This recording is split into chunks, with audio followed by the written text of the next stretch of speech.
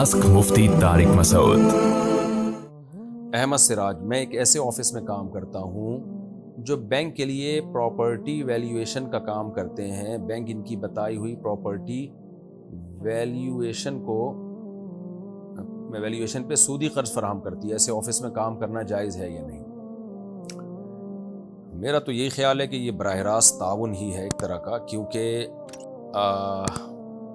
Bank क्या करता है कि भाई किसी को सूदी कर्जा देना चाहता है बैंक, तो बैंक ने ये शर्त लगाई हुई है कि हम कर्जा आपको जब देंगे जब आप ये प्रॉपर्टी ख़रीद रहे हो, तो हमें पता चले कि ये प्रॉपर्टी है कितने की। तो आप उस प्रॉपर्टी की वैल्यू निकाल के बताते हो बैंक को कि ये इतनी की प्रॉपर्टी है, और बताने का मकसद यही होता है ताकि बैंक इसको सूदी कर्जा दे।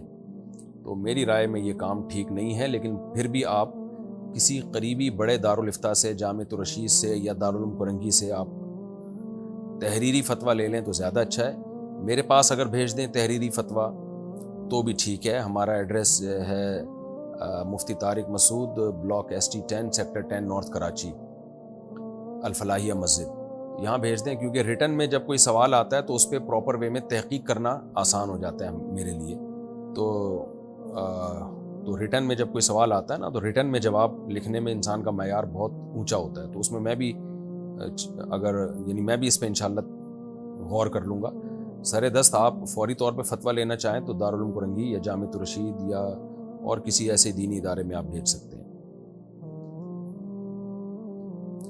मोहम्मद फिरोज, सऊदी अरब से, किसी के उधार पैसे वापस कैसे लौटाऊं?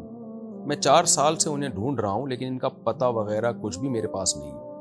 उनके पैसे आप महफूज कर लें, इंशाअल्लाह एक न एक दिन आ जाएंगे। और अगर बिल्कुल ही नाउम्मीद हो जाएं कि अब नामुमकिन है उस बंदे का पता चलाना, पूरी एड़ी चोटी का पहले तो जोर लगा लें। फिर भी कोई सारी उम्मीदें जब बिल्कुल ख़त्म हो जाएं तो फिर आप उनके किसी रिलेटिव, जो ज़ाहिर है रिलेटिव का पता चल जाए तो उनका भी पता चल जाएगा। ना वो मिल रहे हैं ना कोई रिलेटिव मिल रहा है, तो फिर उतनी रकम आप सवाब की नीयत, उनकी तरफ से सवाब की नीयत से सदका कर सकते हैं। सदका करने से बेहतर है रख लें, बस जब आ जाएं दे दें। जब मरने लगें तो फिर बता देना, भाई इतनी रकम फलां की थी, मुझे मिला नहीं, तो ये रकम सदका कर दो। क्या यूट्यूब पर आना जायज़ है? जायज़ है, क्या मसला है इसमें? किसके लिए? ख़वातीन के लिए अगर बात पूछी जा रही है तो जवान औरत के लिए बेपर्दा होकर कहीं भी आना दुरुस्त नहीं है, पर्दे के साथ आने की गुंजाइश है। क्या बच्चे की पैदाइश पर शौहर का बीवी को तोहफा देना वाजिब है? नहीं, वाजिब नहीं है, लाजिम नहीं है। अच्छा भाई, मुफ्ती साहब मुझसे गुनाह हुआ है, घर पर लड़ाई हुई थी और मेरी अम्मी ने कुरान का वास्ता दिया तो मैंने गुस्से की हालत में कुरान फाड़ दिया। अस्तगफिरुल्लाह। मेरे भाई कोई हल्का काम कर लिया करो, खुदा के बंदो।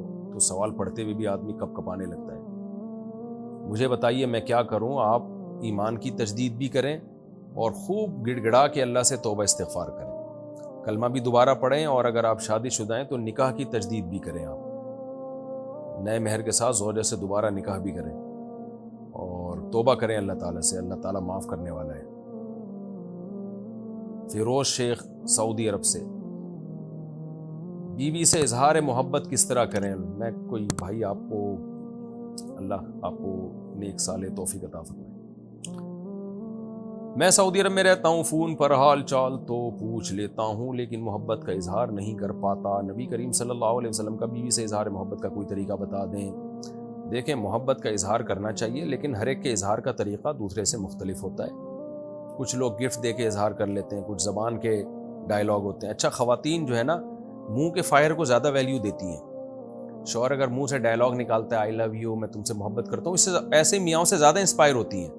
वो मियाँ जो बीवी के सारे हुकूक पूरे कर रहा हो और उसके अलावा भी उसको कभी कभार घुमाने फिराने भी ले जाता हो और उसको टाइम भी देता हो, लेकिन मुंह से ये ना फूटता हो कि आई लव यू, तो ख़वातीन को ऐसे मियाँ की कोई कदर नहीं होती।